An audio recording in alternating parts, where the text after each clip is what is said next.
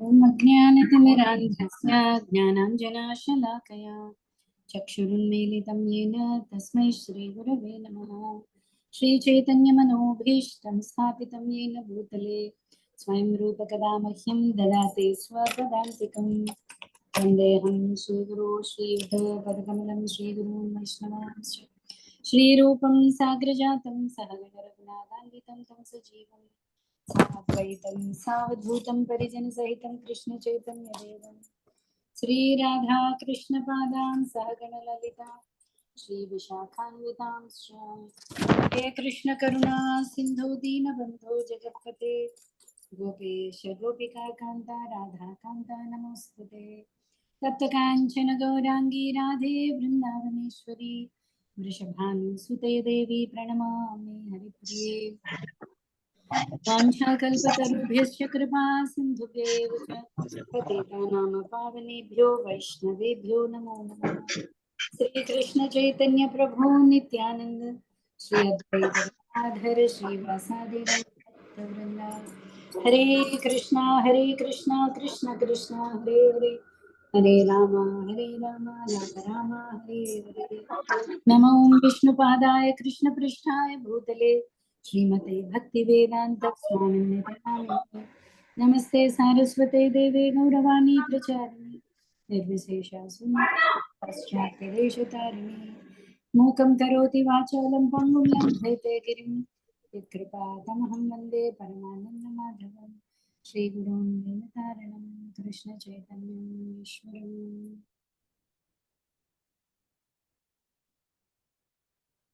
हरे कृष्ण। ॐ नमो भगवते वासुदेवाय ॐ नमो भगवते वासुदेवाय ॐ नमो भगवते वासुदेवाय।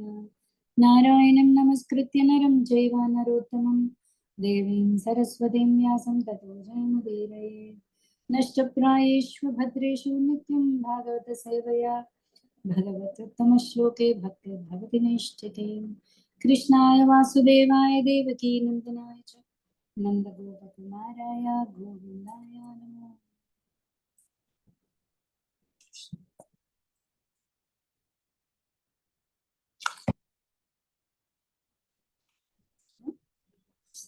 మొదటి స్కందంలో రెండు హరే కృష్ణ. స్థుతులు పూర్తి చేశాం. హరే కృష్ణ. కుంతి స్థుతి ఒకటి, కృష్ణుడి సమక్షంలో భీష్మ నిర్యాణ సమయంలో భీష్ముడు చేసిన స్థుతి. భీష్మ స్థుతి లాస్ట్ టైం పూర్తి చేశాం. అంటే భగవంతుడి యొక్క ప్రత్యేక అరేంజ్మెంట్ ద్వారా ధర్మరాజు ఒక మోహంలో ఉంచబడి భీష్ముడి దగ్గరికి తీసుకువెళ్ళాడు కృష్ణుడు.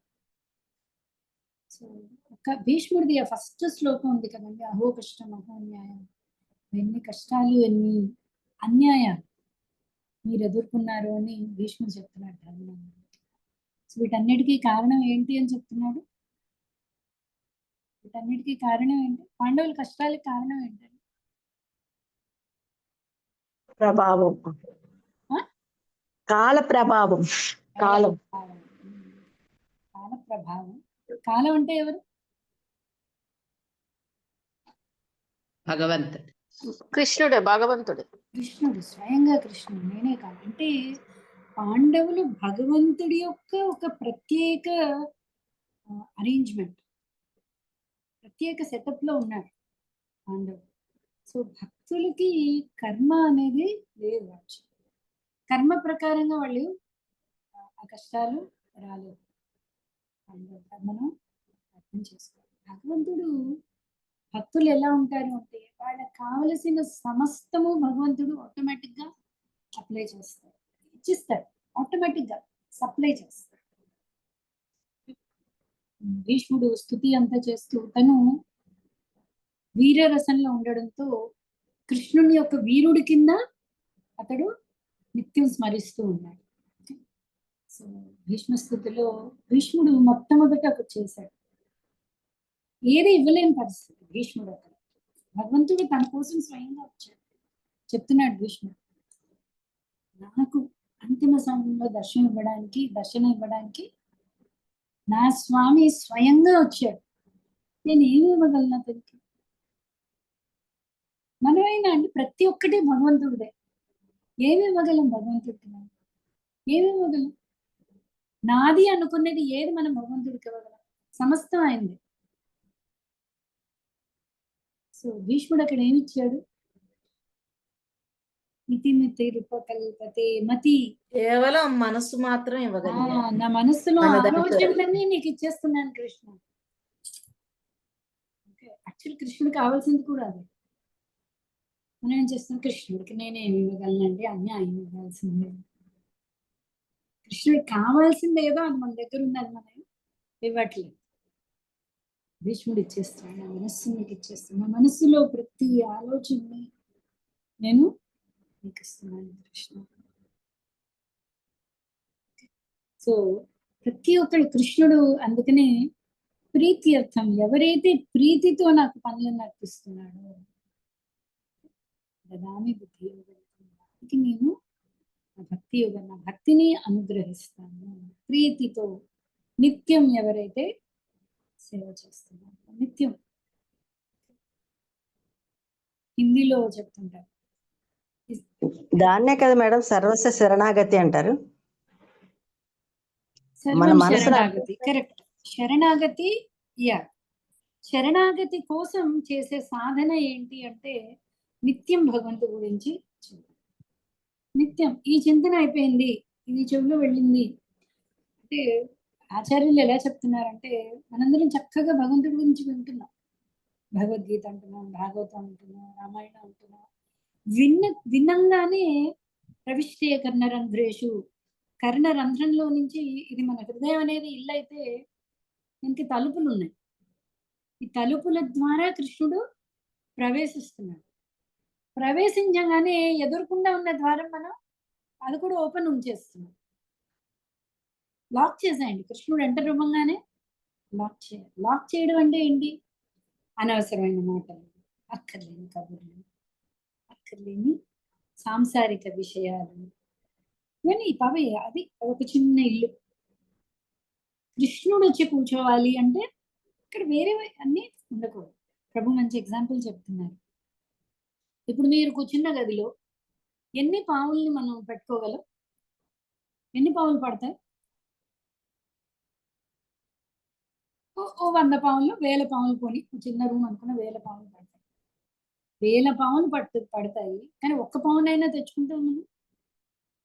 నా 1000 పావులు పట్టే ఇల్లుంది, ఒక పావును నేను పెట్టుకోలేనా? ఎందుకు తీసుకురావట్లేదు? అది విషపూరితం. కానీ మన హృదయంలో ఏం చేసేస్తాం అంటే కామ క్రోధ లోభము అన్ని కుళ్ళు పావులండి. అన్ని కూడా మనల్ని తినేస్తాయి. పావును పెంచుకుంటే ఏం చేస్తుంది? మనల్ని తినేస్తుంది. వాటన్నిటిని లోపల పెట్టుకున్నాం. కృష్ణుడేమో ఎంటర్ అవుతున్నాడు, ఇటుపక్క డోర్ ఓపెన్, మిగతా అన్ని కూడా ఎంటర్ అవుతున్నాయి. పాప ఎక్కడ కూర్చుంటారు? అప్పుడు చెప్తున్నారు ప్రవిష్టే కర్ణరంధ్రేషు. ఎప్పుడైతే ప్రవేశం అవుతుందో దాన్ని లాక్ చేస్తాం. లాక్ చేసిందంటే ఇంకా అనవసరమే వినకండి. అక్కర్లేదు, పూర్తిగా అక్కర్లేదు. మనం ఎంత అంటే చాలా ప్రాముఖ్యత వహిస్తాయండి చెవులు. నేను ఎప్పుడు చెప్తుంటా, అక్క వాళ్ళు మోటార్ ఆఫ్ చేశాక నాకు అనిపిస్తుంది అబ్బా ప్రపంచంలో ఇంత ప్రశాంతత ఉన్నాను అంటే నాకు కనీసం తెలియదు. నేను ఆ శబ్దం వింటున్నాను, అది నాలో ఏదో అలజడిగా ఉంది అని కూడా నాకు తెలియదు. కానీ చెవులు ఏంటంటే చాలా యాక్టివ్గా ఉంటాయి. మనం చెప్పుకున్న ఇదివరకు నిద్రపోతున్న వాడికి కూడా చెవులు పనిచేస్తాయి, అవునా? మిగతా అన్ని ఇంద్రియాలు మూసుకుని ఉన్నా చెవులు పనిచేస్తాయి. లేపంగానే లేస్తాడు, ఎందుకంటే చెవులు ఓపెన్ ఉన్నాయి. సో ఈ చెవులు చాలా జాగ్రత్తగా ఏమిటి లోపల వెళ్తుంది అనేది అనవసరమైన మాటలు. అనవసరమైన మాటలకి ఏంటి ఎగ్జాంపుల్ ఇచ్చారు మనకి ఉపదేశామృతంలో? కప్ప బెక బెక బెక బెక. అది కామ్గా ఉంటే పాము తెలియదు అది ఎక్కడ ఉంది. అదేం చేస్తుంది? దానికి ఆత్రం బెక బెక బెక బెక సౌండ్ చేస్తుంది. పాముకి అర్థమైపోతుంది, ఓహో ఇక్కడ ఉన్నావా, నువ్వు వస్తున్నాను. సో అక్కర్లేని మాటలు మనం మాట్లాడినా సరే, విన్నా సరే, అవన్నీ ఏంటంటే లోపల పావులే. పావులు అంటే ఏం చేస్తే మనల్ని అవి మొత్తం అనేక జన్మల యొక్క స్టోర్ హౌస్, మెమరీ అంటాం కదా మనం. ఇప్పుడు ఫోన్ కొనుక్కుంటే ఎంత మెమరీ ఇది, 64 జీబీయా, 32 జీబీయా, 128 జీబీయా, ఎక్కువ మెమరీ కావాలి మనకి. ఎందుకు ఎందుకు ఎక్కువ మెమరీ కావాలి? ఎక్కువ చెత్త అందులో స్టోర్ చేసుకోవాలి. ఎక్కువ అక్కర్లేని విషయాలని కొన్ని ఫోన్లు ఉంటాయి, అసలు ఇంకా ఎంత ఉంటుందంటే అందులో అంత ఉంటుంది, అక్కర్లేదు. కానీ మన మనసు ఏంటి, అన్నిటికంటే పెద్ద మెమరీ, అతి పెద్ద మెమరీ. ఎందుకు? అనేక కోట్ల జన్మల నుంచి దాంట్లో అచ్చులు పడిపోయి ఉన్నాయి. అచ్చులు అలా స్టోర్ చేసుకున్నాయి. ఎక్కడి నుంచి వస్తుంది సడన్ గా మనకు ఒక దురాలోచన? ఏం వినలేదే, నేను బాగానే ఉన్నానే, సడన్ గా ఒక చెడు ఆలోచన వస్తుంది. మనం నీటి బురద ఎగ్జాంపుల్ చెప్పుకున్నాం, గుర్తుందండి? బకెట్లో నీళ్లు ఉన్నాయి, సడన్ గా ఒకసారి టప్ అని ఒక బురద వస్తుంది. అదేంటంటే అక్కడ ఎక్కడో ఒక చిన్న బురద అంటుకుని ఉండొచ్చు. నానే కొద్ది ఏం చేస్తుందంటే అది విడుతుంది, విడి ఒక్కసారి బయటకు వస్తుంది. కానీ నేను చూసానే బకెట్ నీట్ గా కడిగి పెట్టానే, ఎక్కడి నుంచి వచ్చింది ఇది?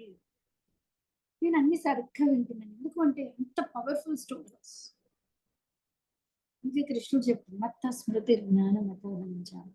మర్చిపోవడం నేనే ఇస్తున్నాను, జ్ఞాపకం నేనే ఇస్తున్నాను. లేదు, మర్చిపోవాలి. మర్చిపోలేకపోతే అది మళ్ళీ మనం ఇంత కెపాసిటీ ఉన్న మైండ్ ని మనం ఏం చేయాలి అంటే చాలా జాగ్రత్తగా చూసుకోవాలి. అది ఏది ఇస్తే అది తీసేసుకుంటాం ఫుడ్. ఏం చూస్తున్నాం, ఏం వింటున్నాం, ఏం మాట్లాడుతున్నాం, ప్రతిదీ మైండ్ లోకి వెళ్ళి స్టోర్ అవుతుంది. సో అందుకే మనం కొన్నిసార్లు వికారాలు చూపిస్తూ ఉంటాం. మనస్సుని ఏం చేయాలి? భీష్ముడు చెప్పేసాను, నా ఆలోచనలన్నీ నీకు ఇచ్చేస్తున్నాను. ఆలోచనలని కృష్ణుడికి అంకితం చేయగలిగితే అప్పుడు ఏం చేస్తుంది? కృష్ణుడే లోపలికి వెళ్ళి క్లీన్ చేసుకుంటాడు. చెప్పాడు కృష్ణుడు, నేను క్లీన్ చేస్తాను, నాకు అసలు అవకాశం ఇస్తే కదా. అవకాశమే ఇవ్వట్లేదు మనం, ఎందుకంటే మిగతా చెత్తంతా కూడా భీష్ముడి దగ్గర నేర్చుకోవాల్సింది చాలా ఉందండి. ఫస్ట్ పాయింట్, భీష్ముడిని కమెంట్ చేసే వాళ్ళు చాలా మంది ఉన్నారు. దుర్యోధను వైపు ఉండిపోయాడు, భగవంతుడి పరికరం కింద దుర్యోధనుడి వైపు ఉండిపోయాడు భీష్ముడు.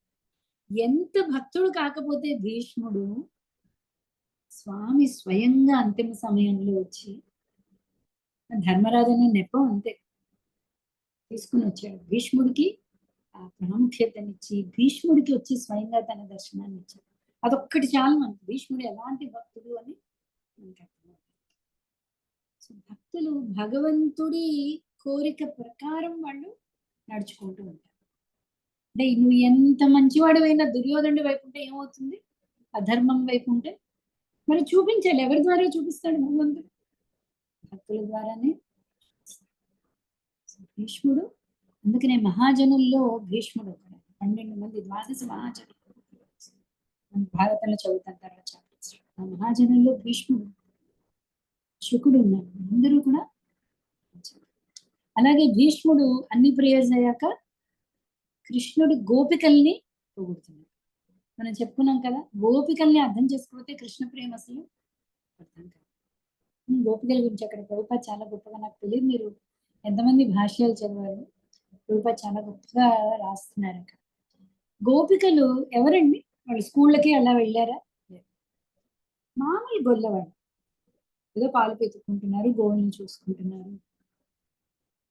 వాళ్ళకి రాస నృత్యంలో కృష్ణుడు ఫ్లూట్ ప్రకారం, కృష్ణుడు స్టెప్ ప్రకారం వాళ్ళు డాన్స్ చేస్తున్నారు. వాళ్ళు ఏ డాన్స్ స్కూల్కి వెళ్ళలేదు, ఏ డాన్స్ స్కూల్కి వెళ్ళలేదు. ఎక్కడ నేర్చుకున్నారు వాళ్ళు నాట్యం? ఎప్పుడైతే భగవంతుడికి పూర్తిగా అర్పితమో, మనకు కావలసిన ఏవేవి నైపుణ్యత కావాలో అన్ని భగవంతుడు ఇచ్చేస్తారు. రూపాయలు రాస్తారు. ఎక్కడ నేర్చుకున్నారు గోపికలు? కానీ పర్ఫెక్ట్ డాన్స్, ఆ రాసలీల డాన్స్ చూడడానికి మహా ఋషులకి సాధ్యం అవ్వట్లేదు. పరమేశ్వరుడు కూడా గోపిక వేషం వేసుకుంటే గానీ రాసనృత్యం చూడడానికి అవ్వలేదు ఆయనకి. మహాదేవుడు రాసనృత్యం చూడడానికి గోపిక అయ్యి రావాల్సి వచ్చింది. అప్పుడే అర్థమవుతుంది గోపిక. సమస్తం మనకి, అరే నాకు కెపాసిటీ లేదు అని అనుకో, మనకు ఏది ఎక్కడ అదే మత్త స్మృతి, ఎక్కడ మర్చిపోవాలో ఆ మరపు భగవంతుడు అనిపిస్తాడు. ఏది గుర్తుపెట్టుకోవాలో అది మనకి ఖచ్చితంగా ఇస్తాడు. ప్రతి ఒక్కటి నేను చూసుకుంటాను. సో అలాగే భగవంతుడు భక్తుడి కోసం. సో భీష్ముడి దగ్గర చూసినా సరే, మన కుంతి దగ్గర చూసినా సరే, అర్జునుడి దగ్గర చూసినా సరే. ఇన్ఫాక్ట్ అర్జునుడికి అంత నైపుణ్యత లేదు. అర్జునుడు నేర్చుకున్నాడు ఊర్వశి దగ్గర డాన్స్ బాగా వస్తే రాసలీలలో ప్రవేశం వస్తున్నాయి, వాళ్ళు ఏ డాన్స్ నేర్చుకున్నారు. అంటే అర్జునుడు నిత్యసకుడు, కానీ గోపికలు ఇంకా ఇంకా దగ్గర కృష్ణుడు. ప్రతి రిలేషన్ లో కూడా కొన్ని అంటే రాగం, అనురాగం. అనురాగం అంటే రెండు పక్కల నుంచి అనురాగం, భావ, మహాభావ అంటారు. ఆ మహాభావం అనేది గోపికల్లో, ఎస్పెషల్లీ రాధారాణిలో మనం చూడలేము. ఆ మహాభావం ఎలా ఉంటుంది అంటే చూడడానికి అరే వీళ్ళకి పిచ్చా అనుకుంది, ఏంటి వీళ్ళు ఇప్పుడు చూస్తే ఇలా ఉన్నారు. ఇక్కడే మనం జాగ్రత్తగా ఆ రోజు ప్రభు ప్రాకృతిక భక్తులు అని సహజీయాస్ అని చెప్పారు, గుర్తుందా? ఉపదేశామృతం చెప్తున్నప్పుడు సహజీయులు, వాళ్ళతో మనం జాగ్రత్తగా ఉంటారు. కొంతమంది డైరెక్ట్ రాధాకృష్ణ ప్రేమ గురించి వెళ్తుంటారు, నేనే రాధని కదా అనుకుంటారు, కృష్ణ భావం అండి వాళ్ళకి అనిపించట్లేదు, వాళ్ళతో కొంచెం జాగ్రత్తగానే ఉండాలి. ఎందుకంటే ఆ మహాభావ స్టేజ్ తెచ్చి పెట్టుకునేది కాదు, అది భక్తి పరిపక్వత చెందే కొద్దీ మనం ఆ ఫీలింగ్ వస్తుంది. సో ఇంకోటి ఏం చెప్తున్నారు అంటే ఆచార్య ముందు మన సాధన రూల్స్ అన్ని మనం జాగ్రత్తగా పాటించగలిగితే ఇప్పుడు కృష్ణుడు లోపల నుంచి ఇచ్చే ఇన్స్ట్రక్షన్ మనకి ప్రతి ఒక్కరికి చెప్తాడు కృష్ణుడు, ఇలా చేయాలి, ఇలా చేయాలి, ఇలా చేయాలి. ప్రస్తుతం మనకి దట్టంగా మూసేసుకుని ఉన్నాం. ఓకే, ఇప్పుడు ఎయిర్ పాడ్స్ పెట్టుకుంటుంటారు, ఎయిర్ పాడ్స్ పెట్టుకుంటే ఇంకేం వినిపించదు, వాళ్ళని ఇలా ఊపాలి, వాళ్ళకి ఇంకేం వినిపించట్లేదు. ప్రస్తుతం మనకి కృష్ణుడి యొక్క ఇన్స్ట్రక్షన్స్ లోపల ఎక్కడ ఉన్నాడు కృష్ణుడు? సర్వస్య చాహం హృది సన్నివిష్టో, అందరి హృదయాల్లో నేను కూర్చుని ఉన్నాను అర్జున. కానీ ప్రస్తుతం కృష్ణుడు చెప్పేది మనకి వినిపించట్లేదు. సో భీష్ముడి యొక్క భావనార్థం, ధర్మరాజు యొక్క భావనార్థం కృష్ణుడు కేవలం భగవంతుడు భావగ్రాహి, ఆ భావాన్నే గ్రహిస్తారు. నేను మీ గులాబ్ జామున్ ఎగ్జాంపుల్ చెప్పాను, గుర్తుందా? 10 మంది ఒకరోజు గులాబ్ జామునే చేసి కృష్ణుని నైవేద్యం పెట్టారంట. చాలా మంది పెడుతుంటారు, అనంత కోటి మంది భగవంతుడికి సేవకులు. ప్రతి గులాబ్ జామున్ కృష్ణుడికి అర్థమవుతుంది. ఎందుకు? కృష్ణుడు దాన్ని గులాబ్ జామున్ కింద చూడట్లేదు, వీళ్ళు ఎంత ప్రీతి ఎంత భక్తితో చేస్తున్నారు అది తనకు అనిపిస్తుంది. భగవంతుడు ఈ హృదయాన్ని ఎంత నిర్మలంగా ఉంచుకుంటే అంత త్వరితంగా మనకి భక్తిలో ముందుకి అనర్థాలు అన్నంటారు. అనర్థం అంటే ఏంటంటే, అర్థం అంటే ఏంటి? అర్థం అంటే రెండు మీనింగ్స్ ఉంది, చాలానే ఉంది. ఒక అర్థం అంటే ధర్మార్థ, అర్థం అంటే డబ్బు. అర్థం అంటే అర్థం, దాని మీనింగ్ ఏంటి. ఇంకోటి అర్థం అంటే అవసరం, దీనికి అర్థం ఉంది తెలుసా అంటాం, అంటే దీనికి ఉద్దేశం ఉంది. అనర్థాలు అంటే మీనింగ్లెస్, అంటే అక్కర్లేని, దానికి ఉద్దేశాలు ఏమీ లేవు. అనర్థాలు కేవలం కృషింపజేయడం తప్ప. సో అనర్థాన్ని మనం కేవలం ఏది చేయగలదు అంటే భాగవతం మాత్రమే చేయగలదండి. సనాతన గోస్వామి భాగవతం గురించి ఒక గొప్ప శ్లోకం చెప్పారండి. శ్లోకం తెలుగులో లేదు,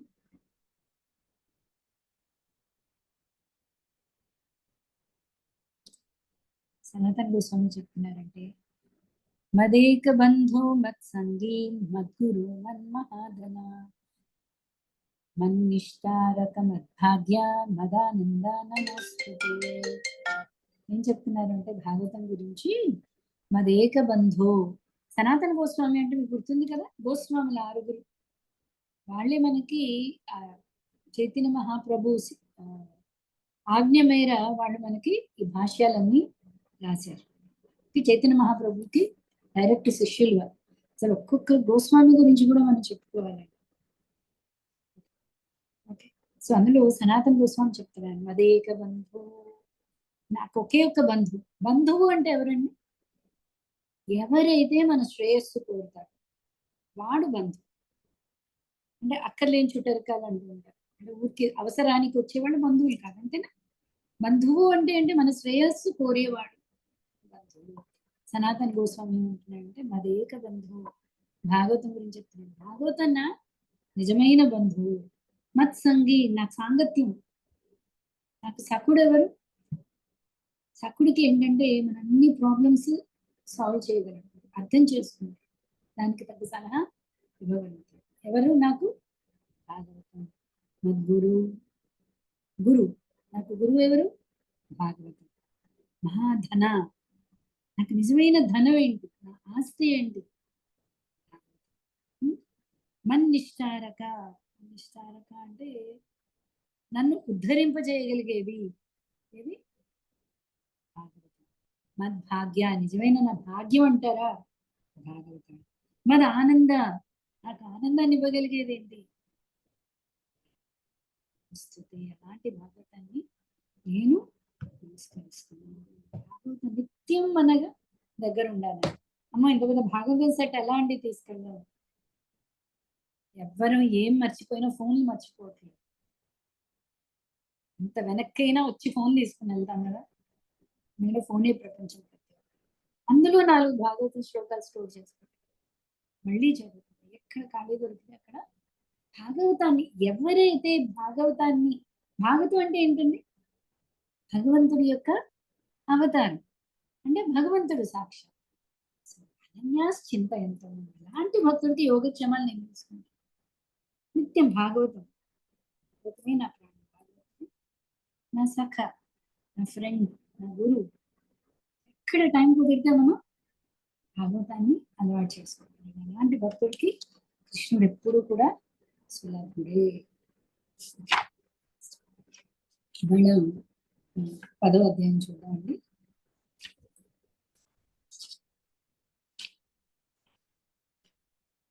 శ్రీకృష్ణుని ద్వారకా ఆగమనం. 4 నెలలుగా కృష్ణుడు హస్తిన వదిలి ద్వారక వెళ్దామని ప్రయత్నిస్తూనే ఉన్నాడు. భక్తుల యొక్క కోరిక మేర ఇంకొన్ని రోజులు అంటే అక్కడే ఉండిపోయాడు. కుంతీదేవి అదే విషయాన్ని చెప్తాను, మేము ఇంకా ఇక్కడ ఉంచేద్దాం అంటే నా పుట్టింటి వాళ్ళకి వియోగమే. సో మేము ఎక్కువ కాలం నేను ఇక్కడ ఉండమని చెప్పలేను, ఎందుకంటే అక్కడ ద్వారకావాసులందరూ కళ్ళు కాయలు చేసుకుని చూస్తూ. సో ఆ రెండు కూడా మనం ఈ చాప్టర్లో చూస్తాం. హస్తినాపురాన్ని కృష్ణుడు వదలడం, అలాగే ద్వారకలో ప్రవేశించడం. ఓకే, సౌనకు ముని ప్రశ్నించాడు.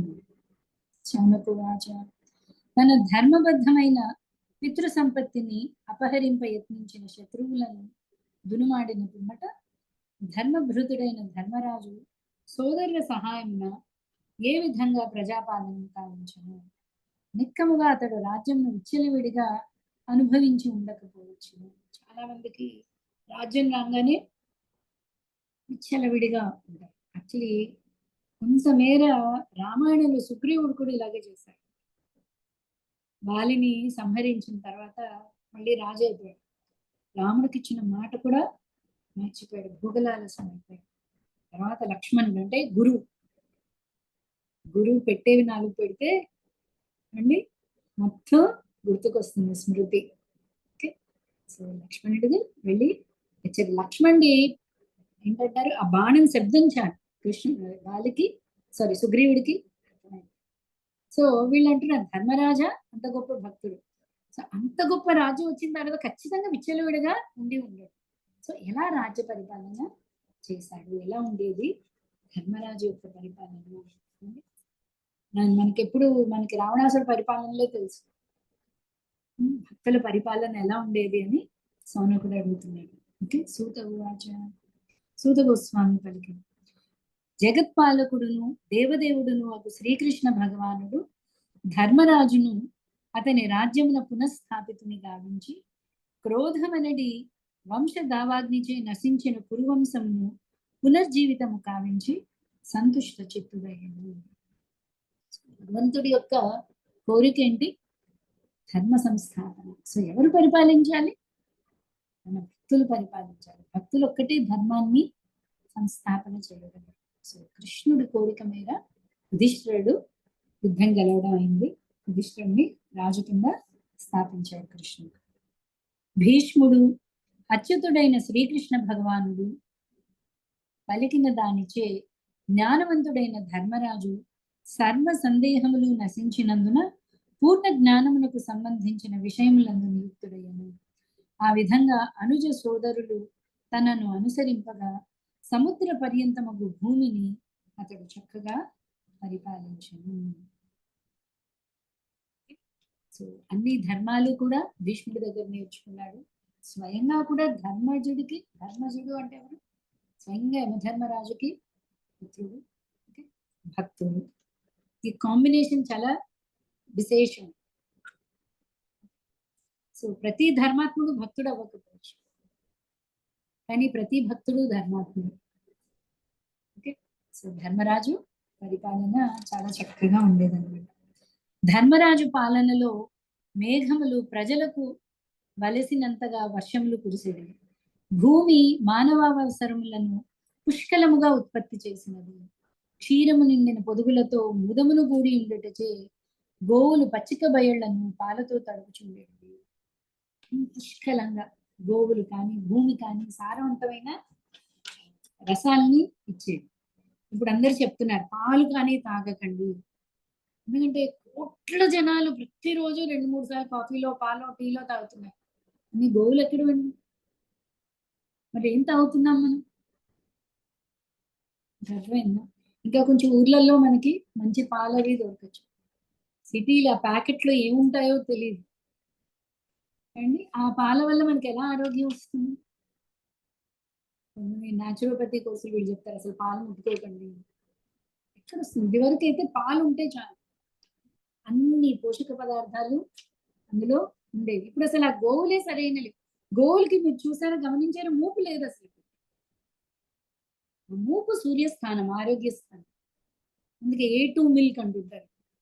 100 రూపాయలు 200 రూపాయలు లీటర్ ఇక్కడైతే. అలాంటి అది కూడా మనకి తెలియదు, ఆ పేరే పెడుతున్నారో నిజంగా అవి తెస్తున్నారో తెలియదు. ఎందుకంటే లేవు పరిపాలకుల్ని బట్టి భూమి ప్రకృతి మనకి అందిస్తుంది. యాక్చువల్లీ ప్రకృతి కానీ భగవంతుడి సృష్టి ఏంటి అంటే ప్రతి ఒక్కళ్ళ అవసరానికి సరిపడా ఉత్పత్తి అయ్యే ఉంది.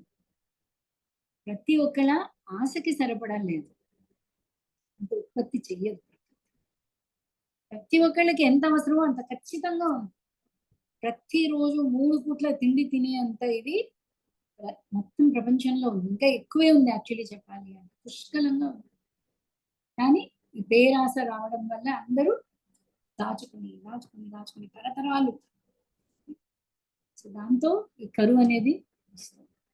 ధర్మరాజు పరిపాలన మనం ముందు చెప్పుకున్నాం కదా, రామ రాజ్యంలాగా ఉండేది. పుష్కలంగా ఇచ్చేది భూమి, పంట సుసంపన్నంగా ఉండేది, గోవులు నిత్యం పాల పొదుగులతో ఉండేవి.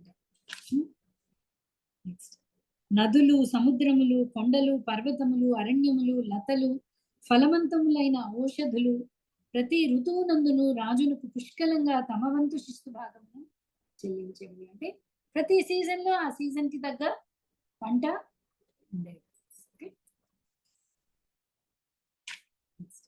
ధర్మరాజు అజాతశత్రు అయిన కారణమున జీవులు ఏ సమయమునను మనోక్లేశములు, వ్యాధులు, అధిక శీతోష్ణములచే కలతకు గురి కాలేదు. యుధిష్ఠిరుడికి ఒక్కటే ఆ పేరు అజాతశత్రు అంటే ఏంటి? తనకి శత్రువు అనేవాడు ఎవరు లేరు. మనం చెప్పుకున్నాం. మరి దుర్యోధనుడు ఎవరు? దుర్యోధనుడికి ఎవరు? దుర్యోధనుడికి యుధిష్ఠిరుడు శత్రువు ఏమో, యుధిష్ఠిరుడికి దుర్యోధనుడు శత్రువు కాదు. యుధిష్ఠిరుడికి ఎవరిని కూడా శత్రుభావన అనేదే లేదు యుధిష్ఠిరుడికి. తన బంధువులను, స్వంత సోదరి అయిన సుభద్రను, ఆనందపరచుటకు శ్రీకృష్ణుడు కొలది మాసములు హస్తినాపురం నందే వసించును. శ్రీకృష్ణుడు ప్రయాణమునకేగా అనుమతిని కోరి ధర్మరాజుచే అనుమతింపబడినప్పుడు ఆ దేవదేవుడు అతని పాదముల చెంత వ్రాలి వందనములను అర్పించును. పిదప ధర్మరాజు అతనిని ఆలింగనము చేసుకునెను. తదనంతరము మరికొందరు శ్రీకృష్ణుని ఆలింగనము చేసుకొనగా వారి అభివాదనములనుకుని అతడు తన రథమును అధిరోహించను. సో వెళ్తూ ఊరు వెళ్ళేటప్పుడు ఏం చేస్తాం, ఇప్పటికీ చాలా మంది మనం చేస్తూ ఉంటాం. ఏంటి, పెద్దవాళ్ళ పాదాలకు నమస్కరించి వాళ్ళ ఆశీర్వాదం తీసుకుంటాం. సో కృష్ణుడు ఫైనల్లీ ధర్మరాజు అనుమతించినప్పుడు వెళ్ళి బయలుదేరుతున్నప్పుడు వెళ్ళి యుధిష్ఠిరుడికి పాదాలకి నమస్కరిస్తున్నాడు. భీమార్జునుల్ని ఆలింగనం చేసుకుంటున్నాడు. నకుల సహదేవుల్ని ఆశీర్వదిస్తున్నాడు. ఓకే, సో అలా ప్రతి ఒక్కరికి చెప్పి తన చెల్లి సుభద్ర అందరికీ చెప్పి బయలుదేరుతున్నాడు. ఆ సమయమున సుభద్ర, ద్రౌపది, కుంతీదేవి, ఉత్తర, గాంధారి, ధృతరాష్ట్రుడు, యుయుత్సుడు, కృపాచార్యుడు, నకులుడు, సహదేవుడు, భీముడు, ధౌమ్యుడు, సత్యవతి మున్నగు వారు శ్రీకృష్ణుని విరహమును సహింపలేక దాదాపు మూర్ఛనొందిన వారయ్యి. ఎవరికి మనసు ఒప్పట్లేదు కృష్ణుణ్ణి పంపించడానికి. ఆల్మోస్ట్ మూర్చిపోయే స్థితిలో ఉన్నారు వాళ్ళందరూ. శుద్ధ భక్తుల సాంగత్యమున శ్రీకృష్ణ భగవానుని అవగతము చేసుకుని దుస్సాంగత్యము నుండి ముక్తులైన బుధజనులు ఆ దేవదేవుని యశోశ్రవణమును ఒక్క మారు కావించినను దానిని త్యజింపజాలరు. అట్టి ఎడ శ్రీకృష్ణుని ముఖాముఖి దర్శించుచు, అతనిని స్పర్శించుచు, అతనితో సంభాషించుచు, శయనాసన భోజనాదులను అతనితో కలిసి కావించుచు సన్నిహిత సాహచర్యమును అనుభవించిన పాండవులు ఏ విధంగా దేవదేవుని విరహం సహించారు. ఒక్కసారి బుధజనులు అంటే భక్తులు ఒక్కసారి కృష్ణుడి గురించి వర్ణనే వాళ్ళు మర్చిపోలేకపోతున్నారు. వీళ్ళందరూ ఏంటి, కృష్ణుడితో ఆడుకున్నారు, కృష్ణుడిని స్పర్శించారు, కృష్ణుడిని దర్శించారు, కృష్ణుడితో డైరెక్ట్ ఒకే ప్లేట్ లో తిన్నారు. అర్జునుడు చెప్తున్నాడు, ఒకే మంచంలో పడుకున్నారు, ఆడుకున్నారు, పోట్లాడుకున్నారు. వీళ్ళకి కృష్ణుడు వెళ్ళిపోతున్నాడు అంటే ఎంత బాధ ఉంటుందో చూడాలి. ఉద్ధవుడు వచ్చి కృష్ణుడి సందేశం తీసుకుని ఉద్ధవుడు వచ్చి చెప్తున్నాడు గోపికకి, కృష్ణ లీలలన్నీ చెప్తున్నాడు ఉద్ధవుడు. అక్కడ వాళ్ళు ఆల్రెడీ కృష్ణుడు యాక్షన్ చేసేస్తున్నాడు. ఉద్ధవుడు విన్నాడు, వాడు స్వయంగా చూశారు, అనుభవించారు. సో ఎక్కడో ఉద్ధవుడు గోవర్ధన అనగానే ఒక గోపిక వెంటనే చీరిలా పట్టుకుని అందరూ వచ్చి ఇక్కడ ఆశ్రయం తీసుకోండి, తనే కృష్ణుడి కింద. వాళ్ళు అంటే ఎంత భావనలో ఉన్నారు వాళ్ళు. మనకి రాసలీలప్పుడు కూడా మనం చూసాం, ఎప్పుడైతే కృష్ణుడు అంతర్ధానం అయిపోయాడో గోపికలకి ఇంకేమీ తెలియట్లేదు వాళ్ళకి. వెంటనే వాళ్ళు కృష్ణుడి రోల్ తీసేసుకున్నారు. ఓకే, ఒకడు బకాసురుడు అయ్యాడు, ఒకడు పూతనయ్యారు. వాళ్ళు కృష్ణుడి లీలలన్నీ స్మరించుకుంటున్నారు, డైరెక్ట్ గా చూసి అనుభవించిన వాళ్ళు. సో ఇంకా పాండవుల గతి ఏంటి, వాళ్ళు కృష్ణుడు బయలుదేరిపోతున్నాడు అంటే అది వాళ్ళు సహింపలేకున్నారు. ఆల్మోస్ట్ మూర్చిపోయినంత పని అయింది వాళ్ళకి. ఆకర్షణమనడి పాత్రలో శ్రీకృష్ణుని కొరకు వారందరి హృదయములు కరుగసాగినవి. రెప్పవాల్చకుండా వారు ఆ దేవదేవుని తదేకంగా వీక్షించుచు అసహనంతో అటు ఇటు కదలసాగి. కృష్ణుని వాళ్ళు వెళ్ళిపోతుంటే ఆ పొద్దు నుంచి మనసు పంచేది. ఇంకా అర్థమవుతుంది, పుట్టింటికి పిల్లలు వచ్చారని వెళ్ళిపోతుంటే అసలు మనసులా అనిపించదు. అంతేనా, ఏదైతే చేస్తూ ఉంటాం, పనులు చేయాలి కదా, చేస్తూ ఉంటాం.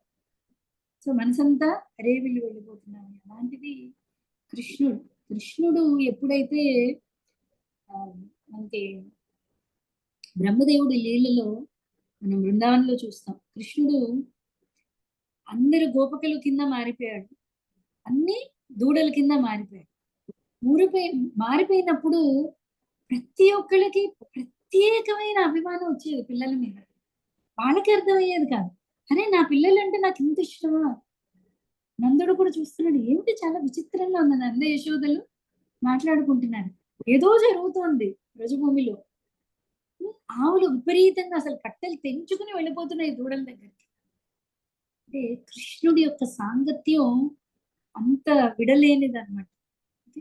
అలాంటిది వీళ్ళ పరిస్థితి అంతా చాలా అసహనంతో అటు ఇటు తిరుగుతున్నా వెళ్ళిపోతున్నాడు. కృష్ణుడు ఫైనల్లీ బయలుదేరుతున్నాడు. ఓకే, శ్రీకృష్ణుని ఎడగల ఉత్కంఠతో బాష్పపూరిత నయనములు కలిగిన బంధువులైన స్త్రీజనము అంతఃపురము నుండి వెలుపలికి వచ్చిరి. తమ కన్నీటిని వారు అత్యంత కష్టముతో నిరోధింపగలిగిరి. ప్రయాణ సమయమున కన్నీరు అశుభమును కలుగజేయనేమోనని వారు మిగుల భీతి చెందిరి. ఎవరైనా బయలుదేరుతుంటే ఏడవకూడదు అని చెప్తుంటారు. వాళ్ళకేమో ఏడుపు ఆగట్లేదు. అమ్మో ఏడిస్తే కృష్ణుడికి మంచి జరగదేమో. ఎందుకంటే అక్కడ భగవంతుడి కాన్సెప్ట్ కాదు, నా ఆప్తుడు బయలుదేరుతున్నాడు, దుఃఖం వస్తుంది, కానీ ఏడిస్తే మంచి జరగదేమో, ఓర్చుకుంటున్నారు అనమాట వాళ్ళకి. ఓకే, హస్తినాపుర రాజప్రాసాదం నుండి శ్రీకృష్ణుడు నిష్క్రమించినప్పుడు మృదంగము, డోలు, నగారా, దుందుబి వంటి వివిధ డోలు వాద్యములు మరియు వివిధ రకముల మురళీ వాద్యములు, వీణ, గోముఖము, భేరి మొదలగునవి ఆ దేవదేవుని గౌరవార్థమై సంయుక్తంగా మోగింపబడినవి. ఇదే మనం యాక్చువల్లీ స్వామివారి ఉత్సవంలో కూడా చూస్తుంటాం. ఇప్పటికీ మనకి అందుకనే మన సాంప్రదాయం చాలా చాలా గొప్పదండి. భగవంతుడిని నిత్యం మన కనెక్షన్ పెట్టుకోవాలి. కానీ సో భగవంతుడు వస్తున్నాడు, భగవంతుడు నిష్క్రమిస్తున్నాడు, లోపలికి వెళ్తున్నాడు, ఊరేగింపుకి వస్తున్నాడు అంటే డప్పు వాయించే వాళ్ళు ఉంటారు, మృదంగాలు, సౌండ్లు, నాద్యం. అంటే భగవంతుడు ఎంత ఇంపార్టెంట్ పర్సన్.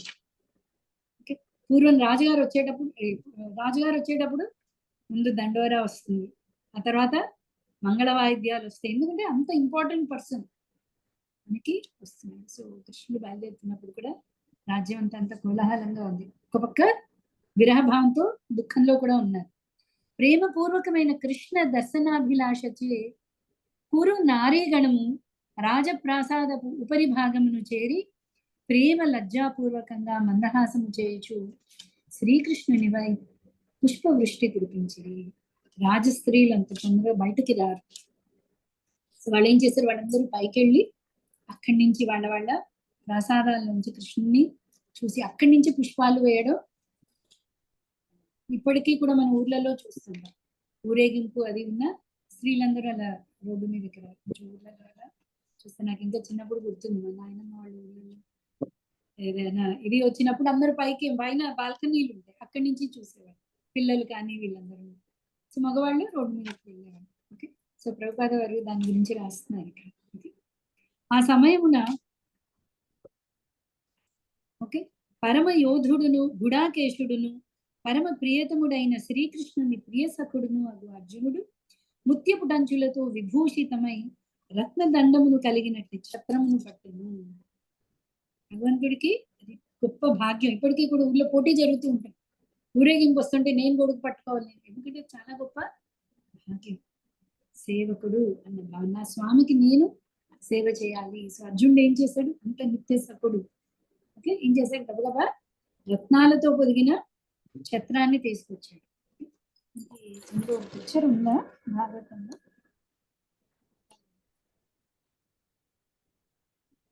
ఓకే, రేపు చూపిస్తాను. ఇంకో చోట ఉంది. నెక్స్ట్, ఉద్ధవుడు సాత్యకి ఇరువురును అలంకృతములైన చామరములచే శ్రీకృష్ణునికి విసరసాగిరి.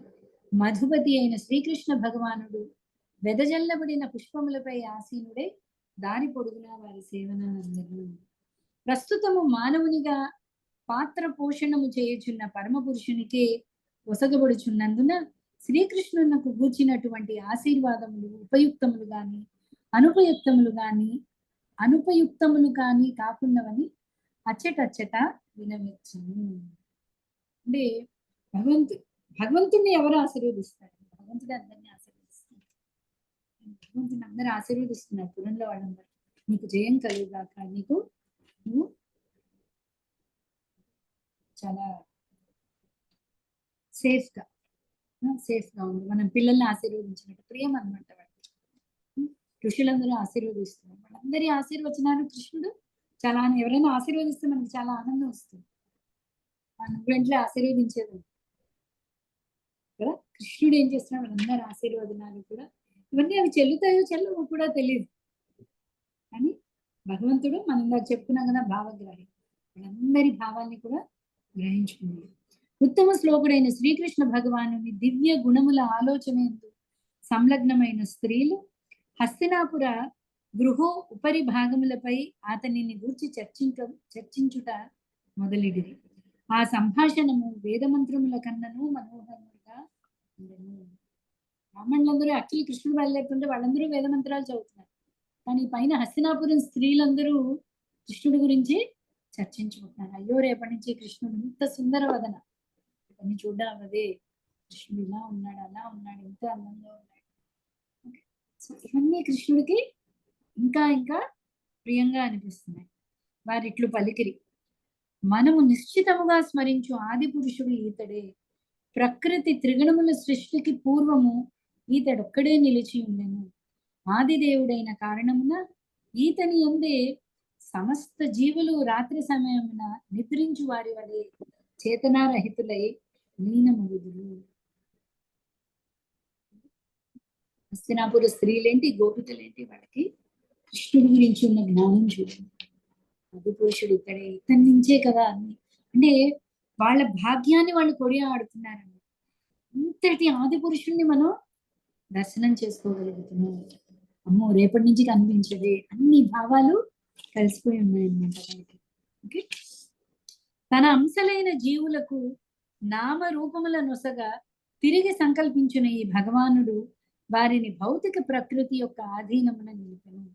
ఈతని నిజశక్తి ద్వారానే పునఃసృష్టి కార్యమునకు భౌతిక ప్రకృతి అధికారం ఒసగబడినది. భగవద్గీతలో కృష్ణుడు చెప్తాడు, నా శక్తి వల్లే ఈ ప్రకృతి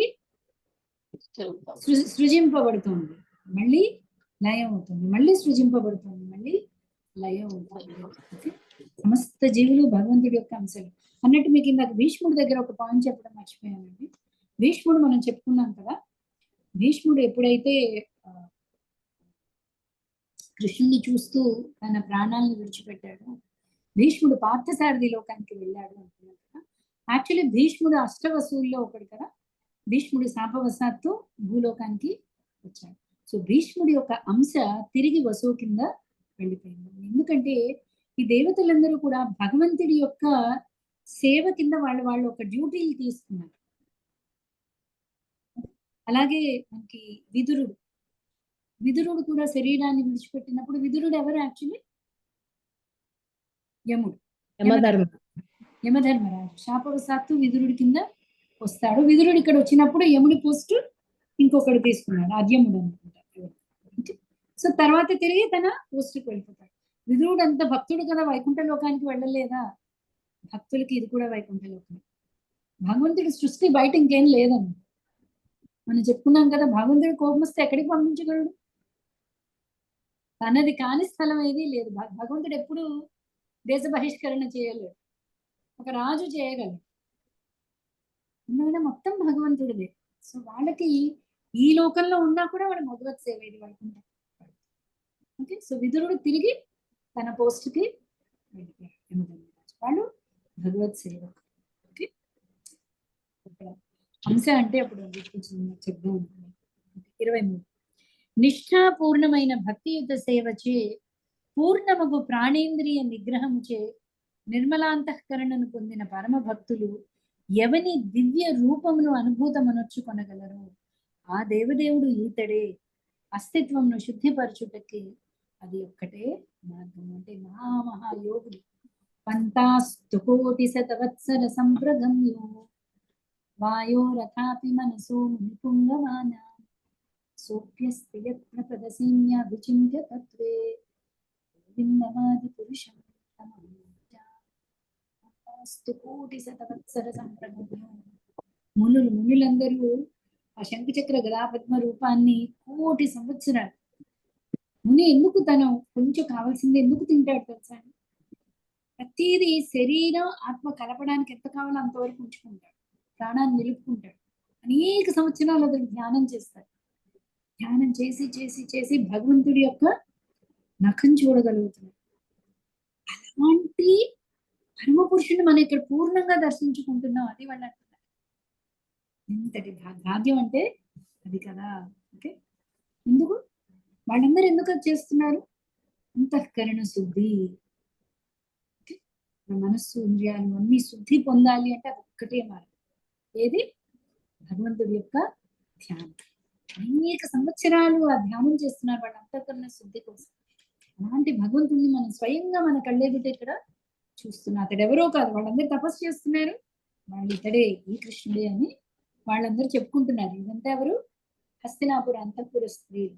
స్త్రీలందరూ కూడా చూడండి, కొంతమంది తమ భర్తల్ని పోగొట్టుకునే వాళ్ళు, కొంతమంది పిల్లల్ని పోగొట్టుకునే వాళ్ళు. అక్కడంతా మహాభారత యుద్ధం, కోట్ల మంది అక్కడ మరణించారు. కానీ ఎప్పుడైతే వాళ్ళకి ఆ కృష్ణుడి దర్శనం కలిగిందో వాళ్ళు మత్త స్మృతి జ్ఞానం, కృష్ణుడు చెప్పేశాట, వాళ్ళు కేవలం కృష్ణ స్మృతిలో ఉన్నారు ఇప్పుడు వాళ్ళందరూ కూడా. ఓకే, ఓ ప్రియ సఖులారా, యవ్వాని మనోహరములను గుహ్యములను అగు లీలలు వేద వాంగ్మయమునందలి రహస్య భాగములలో పరమ భక్తులచే వర్ణింపబడినదు.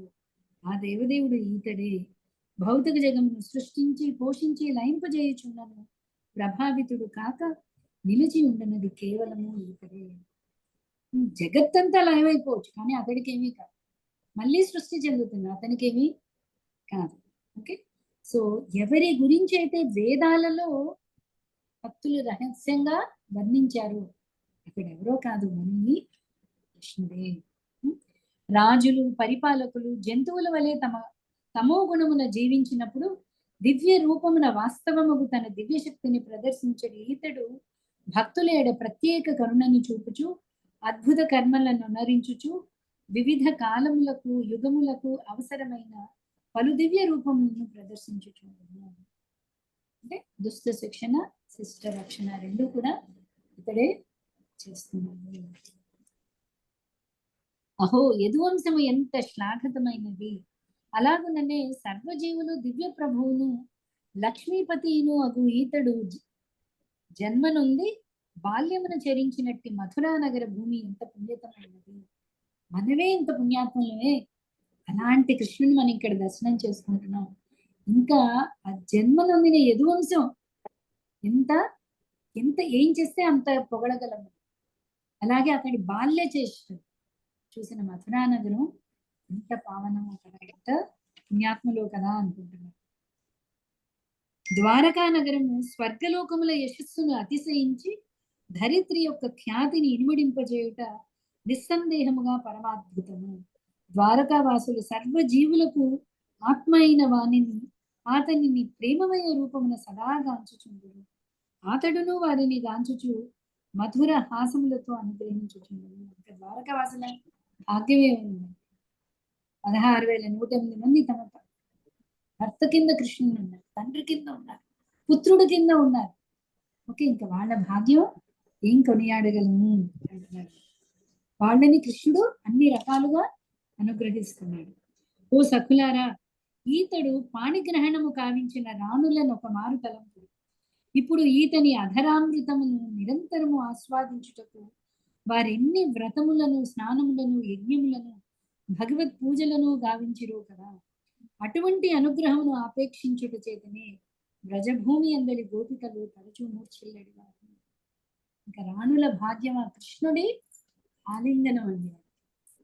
ఓకే, సో దానికోసమే బ్రజ భూమి గోపికలు తపన చెందుతున్నారు, మూర్చిపోతున్నారు. ప్రద్యుమ్నుడు, సాంబుడు, అంబుడు వంటి వారు ఆ రాణుల సంతానమై ఉన్నారు. రుక్మిణీదేవి, సత్యభామ, జాంబవతి వంటి స్త్రీలను ఈతడు శిశుపాలుని అధ్యక్షతన గల పలువురు శక్తిమంతులైన రాజులను ఓడించిన పిమ్మట స్వయంవరముల నుండి బలవంతంగా హరించి ఉన్నాడు.